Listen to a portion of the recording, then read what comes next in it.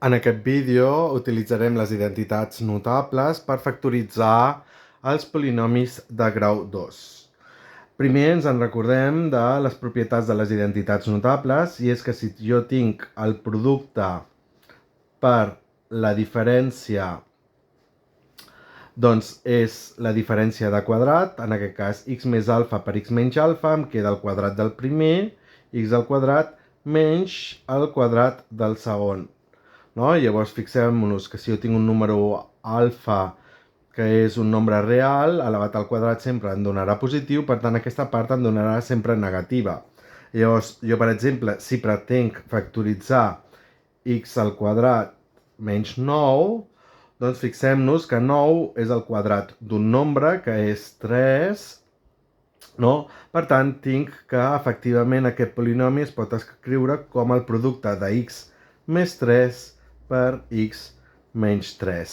Però fixem-nos que això passa perquè aquí tinc un nombre negatiu.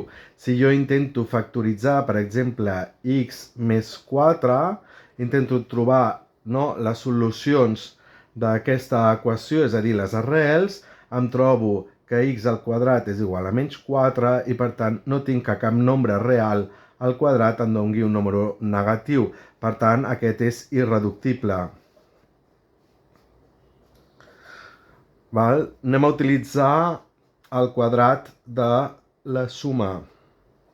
Si jo tinc el quadrat de la suma és el quadrat del primer més el doble producte del primer per al segon, és a dir, alfa x, més el quadrat del segon, x al quadrat.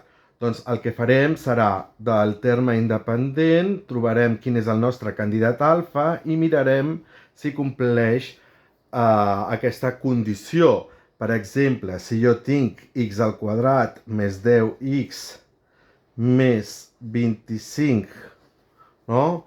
Doncs si jo considero l'últim terme com el quadrat d'un alfa, no? És a dir, ha de ser un 5, i aleshores miro si aquí compleix que el coeficient sigui 2 alfa, és a dir, el doble de 5 sí que és el doble de 5, per tant, tinc que, com que aquí hi ha una suma, això és x més 5 al quadrat, no?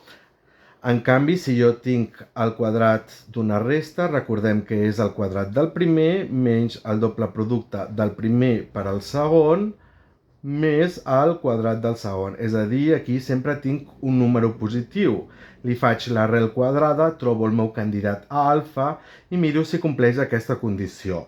Per exemple, x al quadrat menys 8x més 16.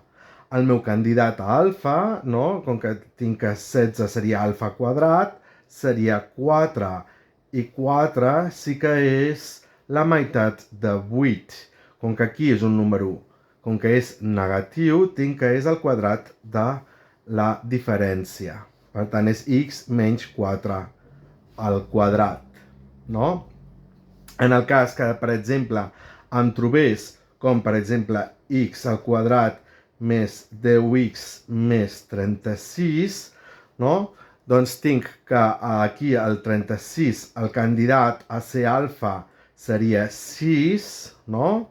Però en canvi 10 no és el doble de 6. Per tant, no el puc factoritzar d'aquesta forma immediata, sinó que hauré d'utilitzar altres mètodes per factoritzar aquest polinomi, ja siguin a vista, que els veurem en un altre vídeo, o utilitzant la fórmula de l'equació de segon grau.